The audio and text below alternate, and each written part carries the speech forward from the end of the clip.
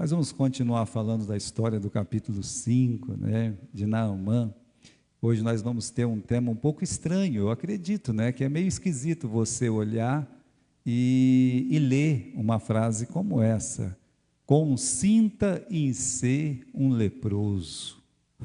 Pastor, eu já não gosto nem da palavra lepra, né? Ainda agora, consentir em ser um leproso, peraí, né? Então, irmãos, nós vamos chegar lá, você vai entender o significado desse tema, nem se for lá, até lá no finzinho da mensagem, eu creio que você vai entender. Nós estamos falando sobre o profeta Eliseu, e ele é um profeta que nos ajuda muito no amadurecimento espiritual. Eu digo para você que eu tento estudar em casa, né, a vida de um personagem, e nesses últimos tempos, o que eu tenho aprendido desse profeta é muito importante na minha vida. Como esse profeta, meus irmãos, diferente dos outros grandes milagreiros, como Moisés, como Elias, os milagres dele são muito simples, sabe? É aumentar o azeite de uma viúva, levantar um machado das águas, comparado com parar a chuva, ou mandar chover, ou abrir o mar vermelho.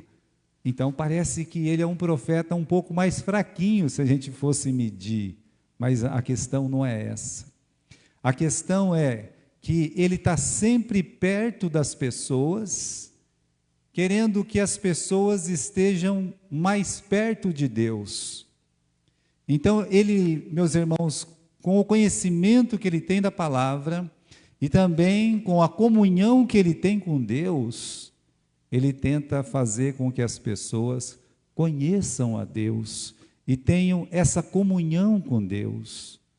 Ele não é aquele camarada que vai fazer o que o Naamã está querendo, vai colocar a mão na lepra e vai sarar a lepra, né? Não, ele é um pouco diferente. Ele não vai lá e coloca a mão na botija e aumenta o azeite, não. Ele fala para a mulher: vai derramando o azeite da botija. O que ele faz com isso? É isso, meus irmãos, que eu gostaria que vocês aprendessem quando a gente parar de falar de Naamã não, de Eliseu, e está muito perto esse dia. Sabe o que é? Que Deus, Ele está bem próximo de nós. E Ele é um Deus maravilhoso. Ele quer nos ajudar, Ele nos ajuda. Ele quer nos salvar, Ele salva. Por isso, o profeta Eliseu, ele consegue fazer isso, levar um conhecimento de um Deus que está bem pertinho, assim, bem próximo de nós. E é isso que ele vai fazer também aqui. Na semana passada a gente falou do quê? A gente falou daquela menina escrava, que tinha todos os motivos do mundo para odiar, primeiro a Deus, segundo a pessoa que a escravizou.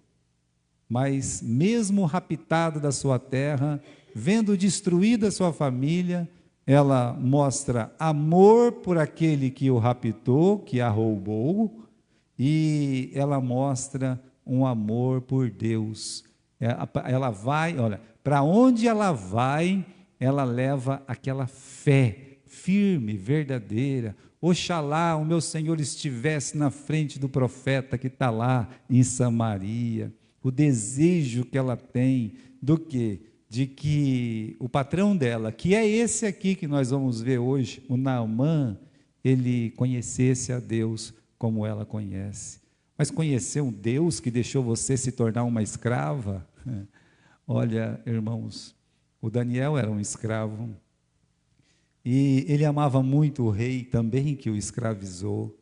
O Paulo estava preso, e ele amava aquele rei que poderia soltá-lo e não soltou, e disse para o rei: eu queria, rei, que o senhor fosse como eu, menos essas algemas aqui, que o senhor não fosse amarrado, preso, mas que o senhor fosse solto, mas tivesse Cristo como Salvador. Então, a nossa história hoje vai mostrar esse homem, Naamã, o Naamã, né, que ele vai atrás do profeta Eliseu agora, e o que ele vai fazer? Ele vai conhecer esse Deus verdadeiro. Ele que é uma pessoa que a gente vai ver que tem Tem o problema da lepra sim, mas a lepra não é o maior problema dele. Vocês acham que a enfermidade é o maior problema de uma pessoa? Não. Olha, o maior problema que uma pessoa pode ter, o maior defeito, o maior pecado, meus irmãos, é aquele que expulsou Satanás do céu. Sabe qual é? É o orgulho, a soberba. O orgulho e a soberba levam muitas pessoas a não se aproximar do Senhor Jesus Cristo. E vamos ver aqui, né? Aqui nesse versículo que a gente leu, tá? O versículo 9, vamos lá, capítulo 5, versículo 9. Veio Naamã com os seus cavalos e com o seu carro e parou na frente da casa do profeta Eliseu, né? Na porta da casa do Eliseu. E acontece uma cena inusitada aqui, né? O grande Naamã, ele para na porta da casa do profeta. Então você imagine, quando uma pessoa às vezes para na porta da nossa casa, mesmo se ele não chamou, latiu o cachorro, a gente já sai para ver quem que é, não é verdade? É assim que funciona. Então esse homem não tinha jeito de não ser notado. Ele era, meus irmãos, o Naamã, né? Quem que era o Naamã? É só você ler o versículo 1 aí do capítulo 5. O grande general do exército sírio, aquele homem que Deus usou para dar libertação para o povo sírio, aquele homem que era amado pelo seu rei, que era, meus irmãos, ali o Ben-Hadad, aquele homem chamado na Bíblia, aí no versículo 1, de herói, o grande herói. Então, ele não era qualquer pessoa, ele era um grande homem, e ele estava acompanhado de um séquito, ele estava acompanhado de muitas pessoas ali, que veio com ele lá da Síria para mostrar que ele era um homem importante. Ele estava ali com o seu capacete, com a sua roupa fardada, um herói de guerra, um homem temido, um homem importante, cheio de seguidores ali, sobre o seu cavalo, a sua carruagem, e ainda com muito dinheiro, carregando praticamente uma loja inteirinha para entregar na mão daquele que o curasse. É esse homem que está na frente da casa do Eliseu. E acontece uma cena inusitada. Qual que é? O Eliseu, ele não sai para fora. Ele não bateu palma lá, gritou, e o Eliseu não saiu. Simplesmente o profeta olhou para o empregado dele e disse: vai lá fora e fala para ele que ele tem que mergulhar 7 vezes no Rio Jordão, e ele vai ser curado da sua lepra. E isso, meus irmãos, isso foi uma paulada na cabeça daquele homem que se achava tão importante. Será que o Eliseu esnobou ele por não ter saído, por não ter atendido ele direito? De jeito nenhum, meus irmãos. Jamais o Eliseu faria isso. Lembre-se que na história, quando o rei de Israel não podia fazer nada para ele, foi o profeta e não o rei que teve a ideia do quê? Manda ele vir para mim, que aí ele vai saber que aqui em Israel tem profeta. Só que o profeta Eliseu, ele sabe o seguinte, o quê? Que o maior problema do Naamã não é a lepra. Tinha um problema muito maior do que a lepra. Olha a reação aqui, meus irmãos, a reação de Naamã por ele ter sido deixado fora. Versículo 11, você encontra essa frase aqui, olha: porém Naamã muito se indignou. Agora leia o final do versículo 12. E ele foi embora com muita indignação. Por 2 vezes aparece a palavra indignado. Por quê? Porque um fogo de ira, sabe, de raiva, tomou conta do coração dele, porque ele se sentiu muito humilhado. Onde já se viu? Eu vim lá da Síria, eu sou um homem importante, eu sou uma pessoa reconhecida nesse mundo inteiro, estou parado na frente da casa dele, e ele não saiu para me atender? Que negócio que é esse? Então ele ficou muito revoltado, o orgulho dele foi ferido. Olha, irmãos, os reis tratavam ele aqui na palma da mão, o rei lá dele da Síria, o rei de Israel, todos atenderam ele lá no trono, sabe? Não, deixa vir aqui, deixa entrar. Agora, o Eliseu nem mandou entrar e nem saiu para atender. Então ele se sentiu humilhado, muito humilhado. E aí, meus irmãos, final do versículo 12, ele se revoltou e disse: eu vou embora daqui, porque isso é uma desfeita muito grande, né? Reclamou de tudo que o Eliseu falou, reclamou do rio, que tinha que se lavar, reclamou que o Eliseu não tratou ele bem, e disse: quer saber de uma coisa? Não tem profeta aqui coisa nenhuma, eu vou embora daqui, né? Você tem essa parte da revolta do profeta. Então vamos chegar lá, meus irmãos. Qual é o maior problema de Naamã, que não seja nem o meu e nem o seu? Todos concordariam que é a lepra. E, irmãos, vamos ser sinceros.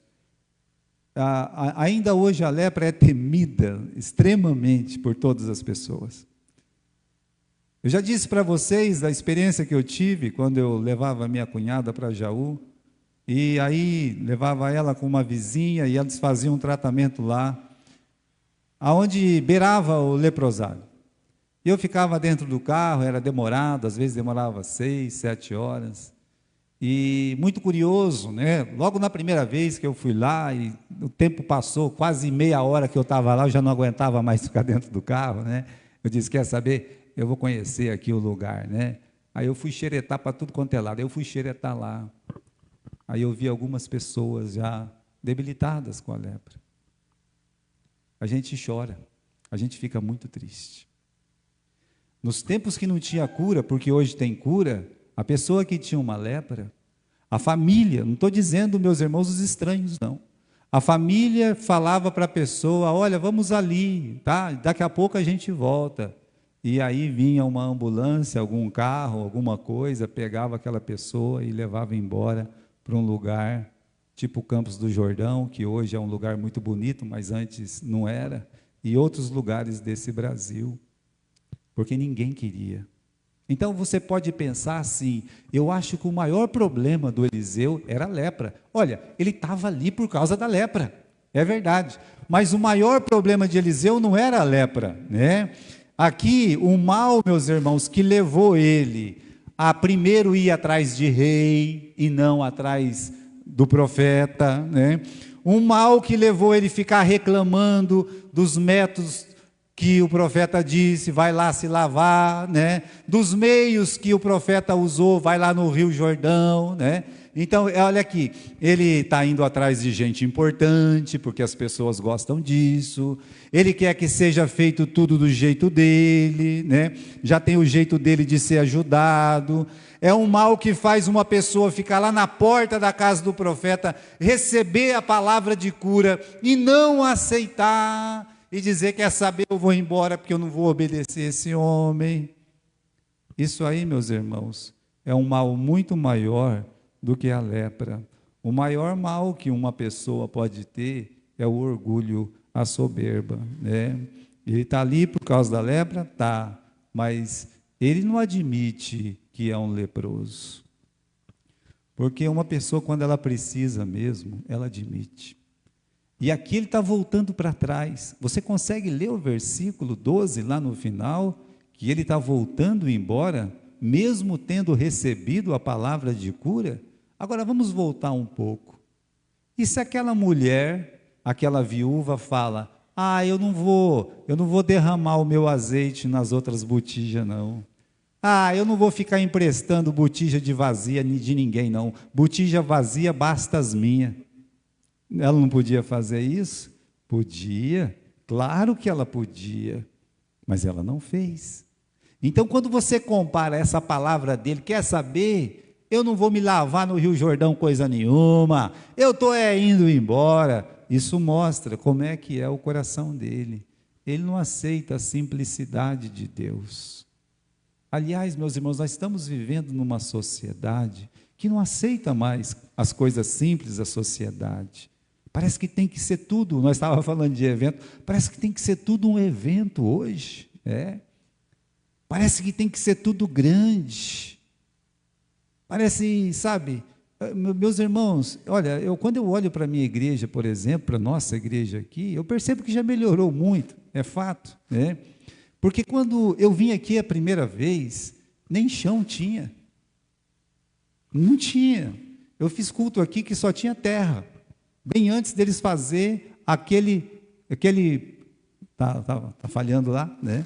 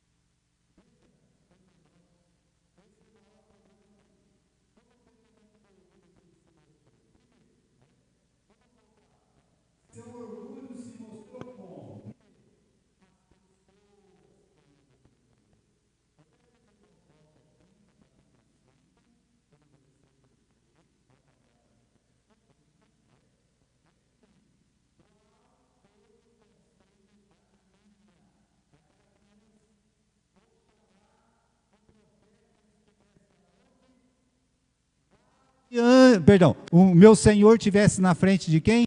Do profeta que está em Samaria. Olha só, o conselho da menina é para o seu senhor Naamã, que é o leproso, está na frente de quem? Do profeta, do Eliseu, que está em Samaria. Para quê? Para ser curado.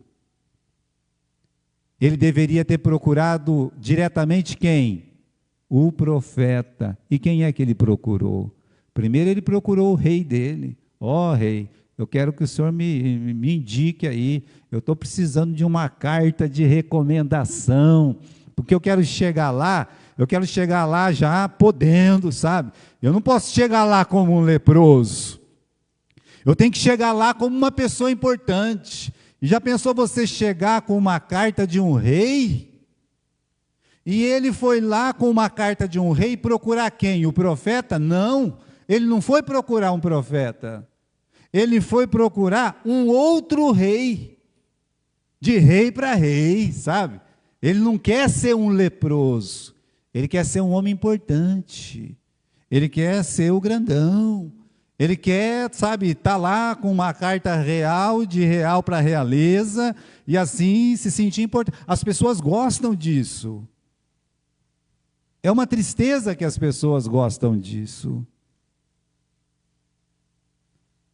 Não faz muito tempo, um irmão olhou e disse, o senhor não tem ambição, olhando para mim, dizendo que eu não tinha ambição, né?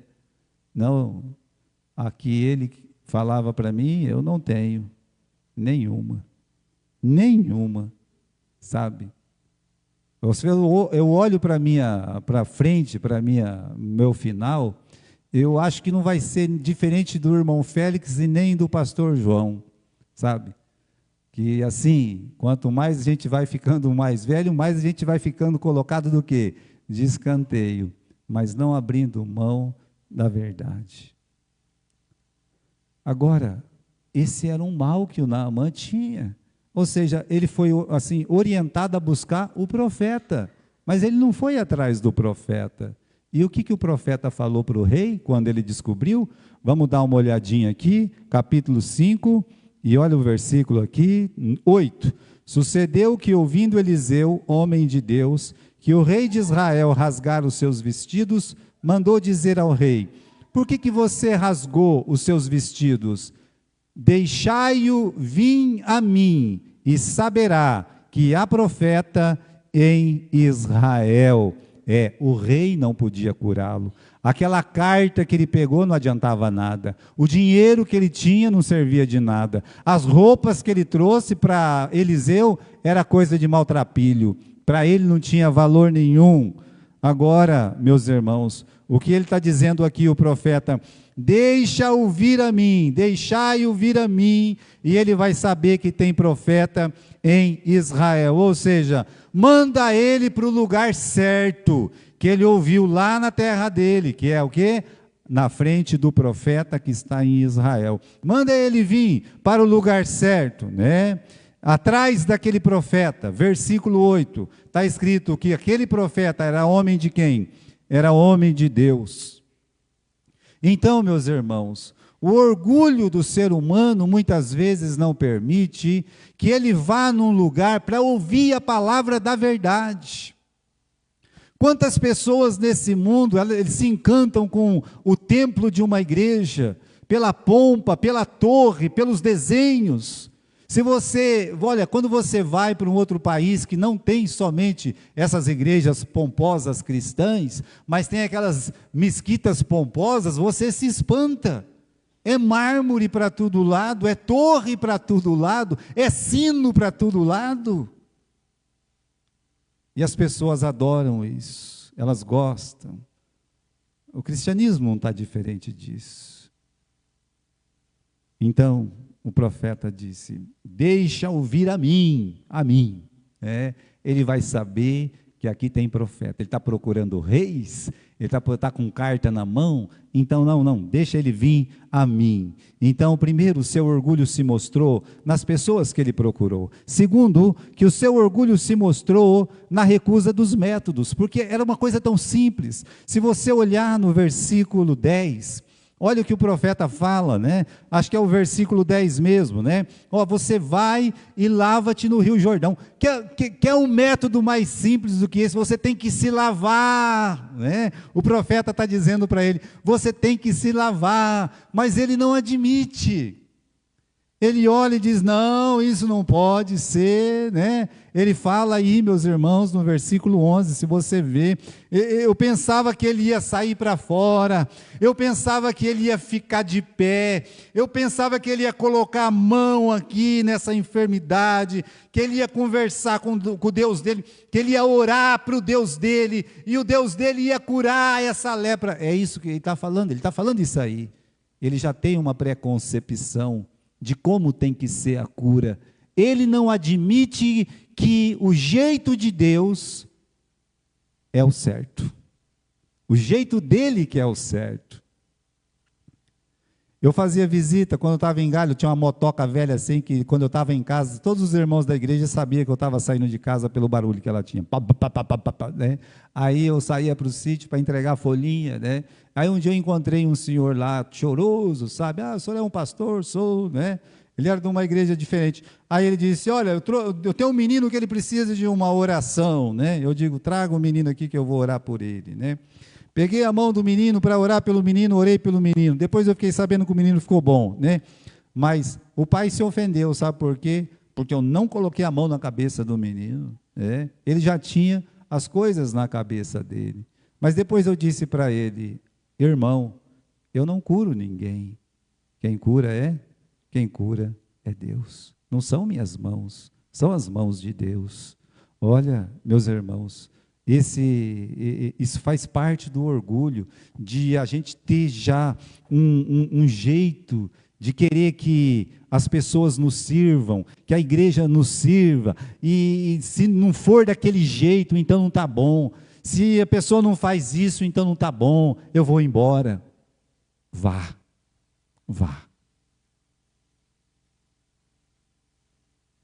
Isso é orgulho também. Vá. Olha, né? Eu só aceitei ser pastor dessa igreja a primeira vez, porque a missionária que estava aqui, ela tinha 2 crianças cuidando no culto dela. Na quarta-feira que eu vinha, era na quinta-feira. É só por isso. Eu fiquei com pena que ela sozinha estava com 2 crianças. As 2 crianças moravam do lado da casa dela.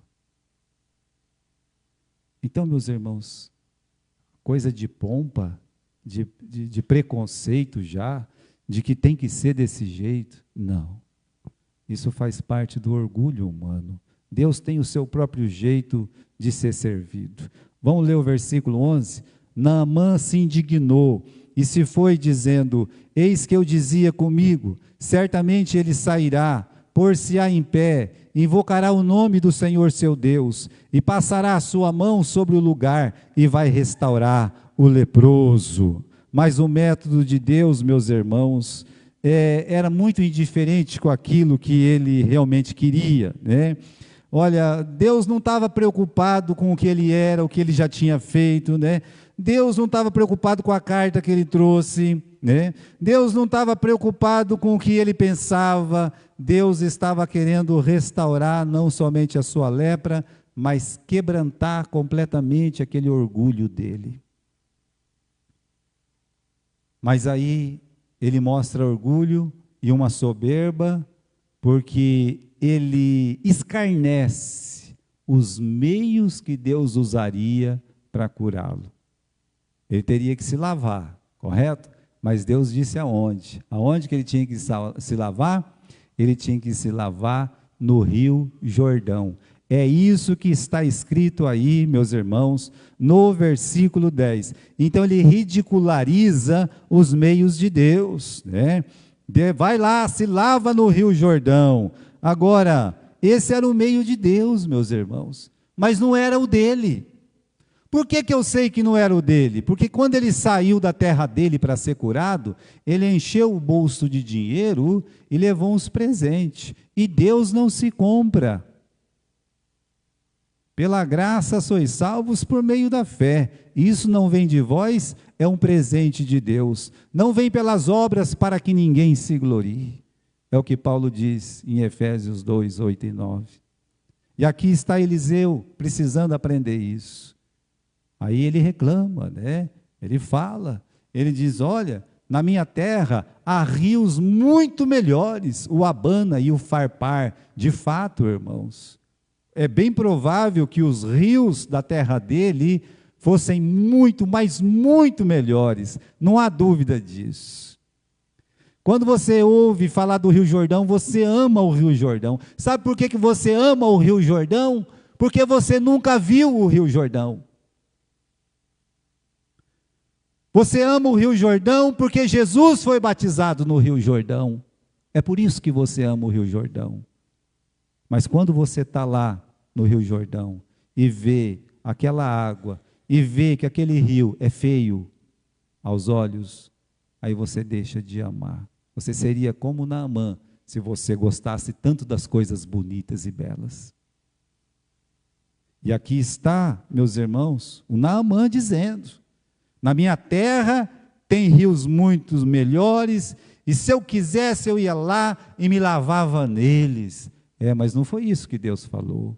Deus disse: você tem que se lavar no Rio Jordão. É isso que você tem que fazer, né? Para aqui, meus irmãos, o Naamã era uma ideia ridícula essa de se lavar no Rio Jordão, né? Mas para Deus não. Para Deus era uma questão dele ir lá e lavar no Rio Jordão, uma questão do quê? Obediência. É só isso. Só isso. Obedecer.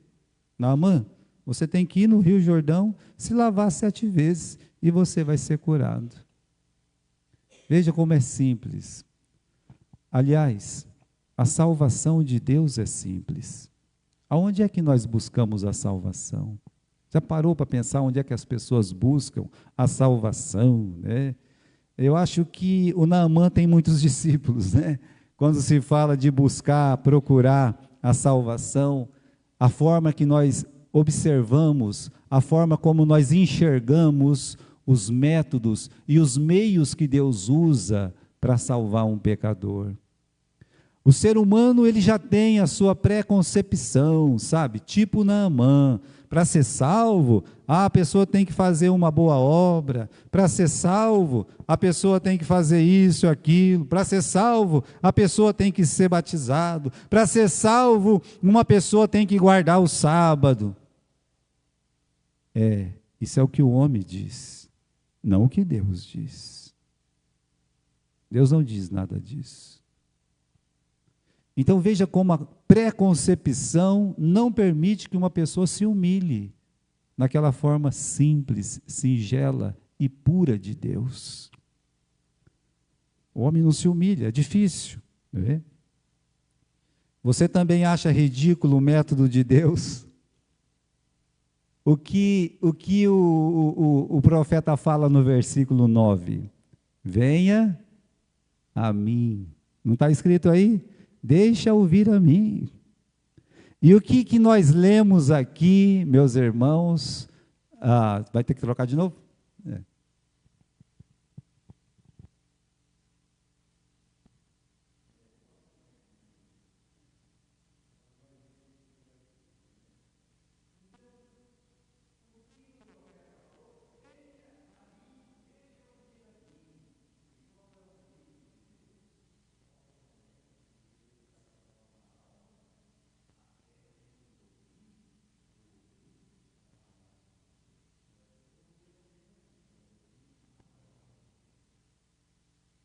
Jesus disse: vinde a mim todos os que estáis cansados e oprimidos.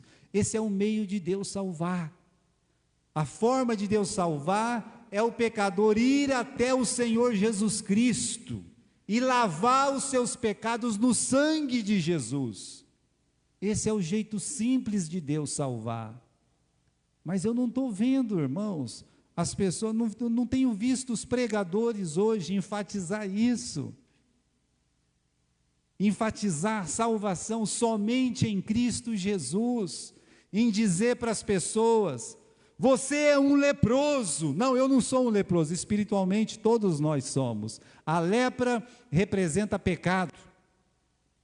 A lepra no Velho Testamento é símbolo do pecado, assim como no Novo Testamento. Então todos nós somos pecadores. De certa forma, todos nós, para Deus, nós somos leprosos. Nós precisamos ser lavados, mas temos que ir a Jesus, temos que ser lavados no sangue do Senhor Jesus Cristo, que nos purifica de todo pecado. É uma coisa tão simples. A pessoa crê que só Jesus Cristo salva. Aí você vê pessoas em penitência, sabe, em indulgências, ou completamente achando, meus irmãos, que é salvo porque foi lá nas águas e se batizou. Não. A salvação só pode vir por meio de Jesus. Olha, eu quero ler um versículo com vocês. Atos capítulo 16 e versículo 31. Vamos lá? Atos capítulo 16 e versículo 31. Você pode encontrar esse versículo aí. E aqui está, né? Aqui a gente não consegue aqui na tela, mas Atos capítulo 16, versículo 31 diz: e disseram: crê no Senhor Jesus Cristo e serás salvo, tu e a tua casa. Por que eles disseram isso? Você lê o versículo 15 lá no final. Eles perguntaram para Paulo e Silas o que? Eles não, né? O carcereiro perguntou: o que é preciso fazer para ser salvo? Olha a pergunta do final do versículo 15. O que nós precisamos fazer para ir para o céu? O que é preciso fazer para ser salvo? Aí Paulo respondeu: crê no Senhor Jesus Cristo, e será salvo tu e a tua casa. Que coisa simples, irmãos. Como é simples, como é fácil, né, pastor? É tão simples, né? É tão simples. E por que as pessoas não aceitam? Porque são orgulhosos como Naamã. Olha, vamos voltar para o nosso livro de 2 Reis. Vamos lá, vamos voltar lá, né? 2 Reis, capítulo...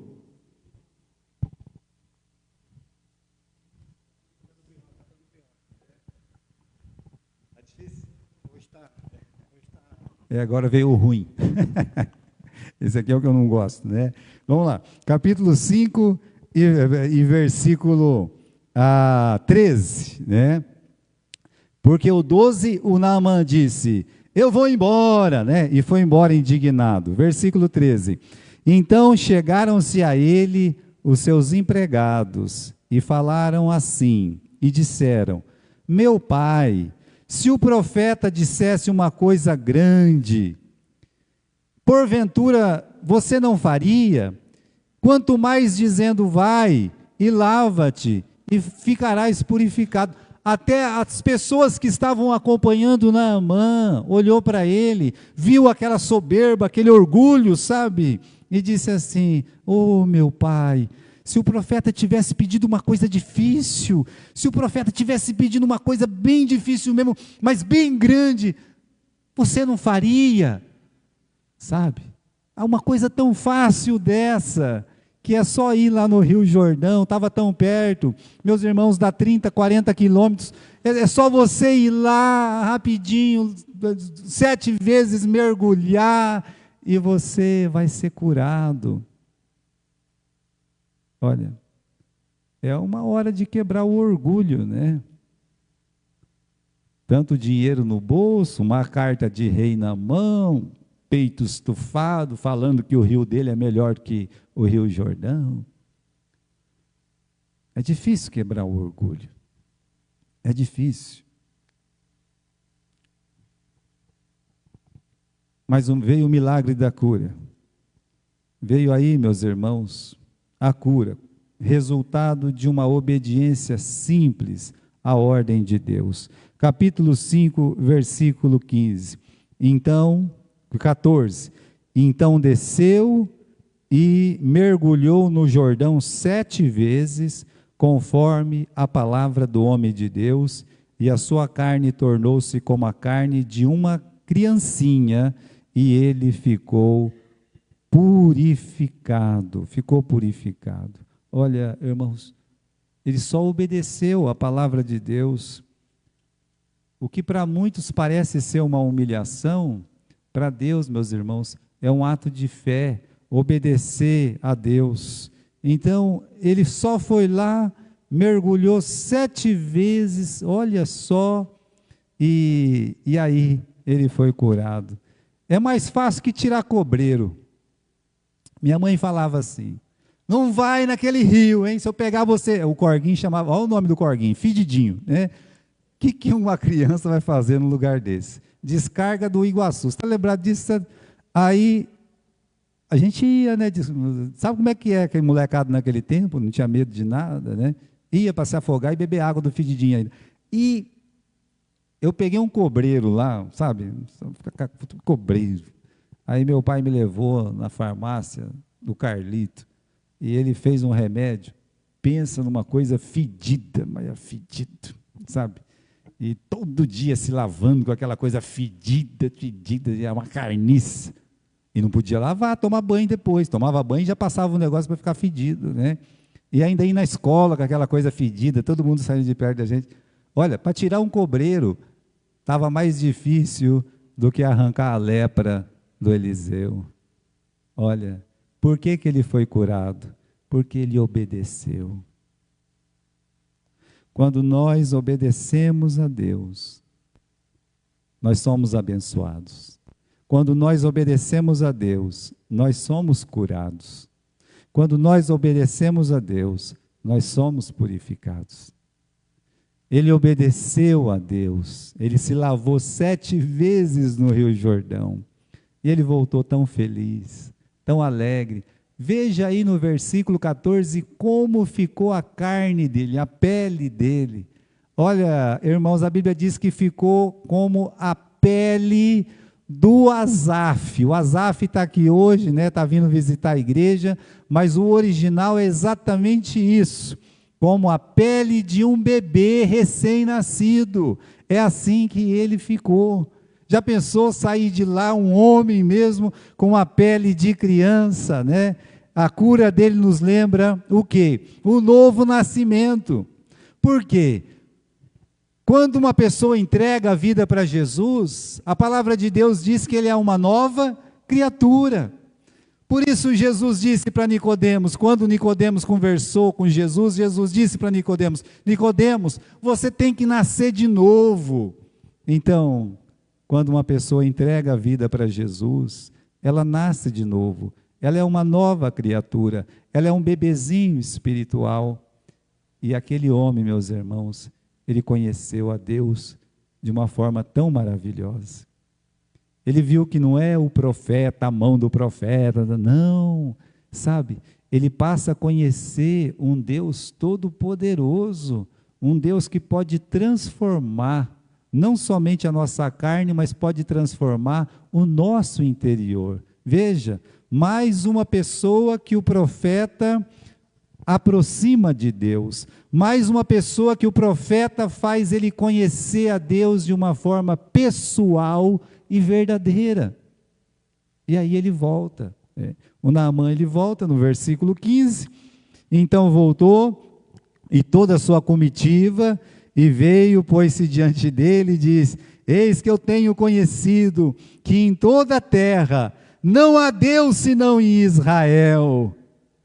E agora eu peço que tomes uma bênção do teu servo. Ele não fala, eu vejo que existe um profeta, que é um grande profeta. É isso que ele diz? Não. Ele diz o quê? Eis que agora eu vejo que não há Deus como o Deus de Israel. Talvez se o profeta tivesse colocado a mão dele do jeito que ele queria, não ia pensar isso. Mas, queridos irmãos, esse homem se aproxima de Deus. Ele passa a conhecer Deus de uma forma pessoal e verdadeira. E aí, a gente pergunta, pastor, aí o final do versículo 15 está dizendo que o Naamã ofertou muito dinheiro para ele, ofertou aquelas roupas que ele trouxe, e ele dá um nome para isso. Qual é o nome? Aceita essa.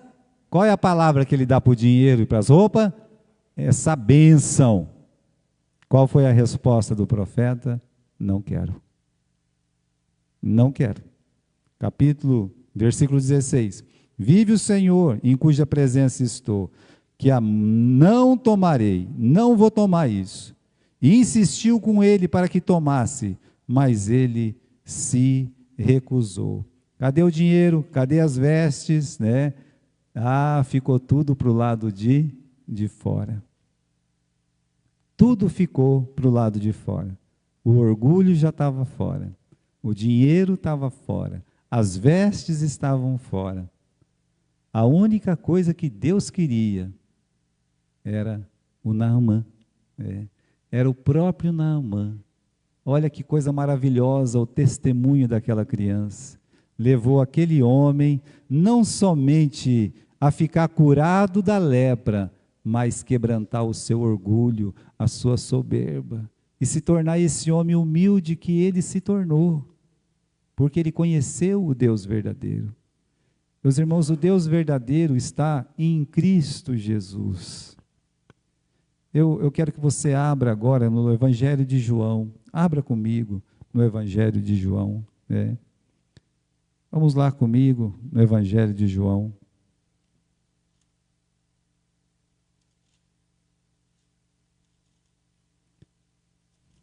Capítulo 17. Dá uma olhadinha aí. Evangelho de João, capítulo 17 e versículo 3. Você conhece decorado esse versículo? Talvez, A vida eterna é essa, que te conheçam a ti, somente, por único Deus verdadeiro, e a Jesus Cristo a quem enviaste. Olha, irmãos, o que Deus pediu de Naamã, Ele pede de nós. Conheçam a Deus, a Jesus Cristo a quem enviaste. Que você que nunca entregou a sua vida a Jesus, aprende com Naamã, obedeça a Deus, obedeça essa ordem simples que é crer no Senhor Jesus Cristo e será salvo. E ainda tem uma promessa para você e para a sua família, e será salvo tu e a sua casa. Então, eu quero terminar aqui no capítulo 5, vamos terminar rapidamente, no versículo 17 e 18. E disse Naamã: seja assim, contudo, e desse a esse teu servo uma carga de terra de um jugo de mulas, porque nunca mais oferecerá este teu servo o holocausto, nem sacrifício a outros deuses, senão ao Senhor. E nisto perdoe o meu senhor. Quando meu senhor entrar na casa de Rimom para ali adorar, e ele se encosta na minha mão, e eu também tenha que me encurvar na casa de Rimom, quando assim me encurvar na casa de Rimom, que me perdoe o Senhor, o teu servo. Olha, irmãos, o Naamã não é a mesma pessoa, porque quem entrega a vida para Jesus, o seu coração muda. Ele está voltando aqui na casa do profeta, agora o profeta o recebe, né? Agora o profeta o recebe. Ele quer ofertar as coisas para Deus. Realmente, quem tem Jesus tem o coração generoso. Ademais de não ser aceito, o coração dele está pronto para abençoar aquelas pessoas que o abençoaram. Ele está ali pronto para isso, né? E tem mais, né?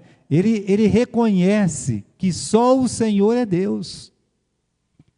Isso é um reconhecimento, meus irmãos, que vem mesmo dos céus, plantado no coração dele, quando ele descobriu que só o Senhor é Deus. Que coisa maravilhosa quando nós descobrimos Jesus Cristo, a quem Deus enviou, o Filho de Deus, o Deus Todo-Poderoso que é Cristo, para nos salvar. Que coisa maravilhosa descobrir Jesus Cristo. E aí uma outra coisa que ele pede uma carroça de terra. Por quê? Ele quer fazer ali um altar para poder adorar a Deus, o Deus da terra de Israel. Olha que diferença. Ele desprezou até a água de Israel. Agora, ele quer a terra de Israel. Não é uma mudança maravilhosa? Uma pessoa que despreza a água, agora ele quer até a terra, né? E a última coisa, meus irmãos, ele pensa, olha, eu vou ter que ir lá na casa do Rinom para acompanhar o meu rei. Não tem jeito, né? Eu vou ter que ficar lá com ele e tal. Que o Senhor me perdoe. E o profeta disse, vai em paz. Por quê? Porque Deus sabe que nós, meus irmãos, somos fracos, pecadores. E que mesmo entregando a vida para Jesus, todos os dias, nós temos que confessar o quê? Os nossos pecados ao Senhor. Olha a mudança desse homem. Um homem soberbo que se torna humilde. Por quê? Porque ele obedece à palavra do Senhor.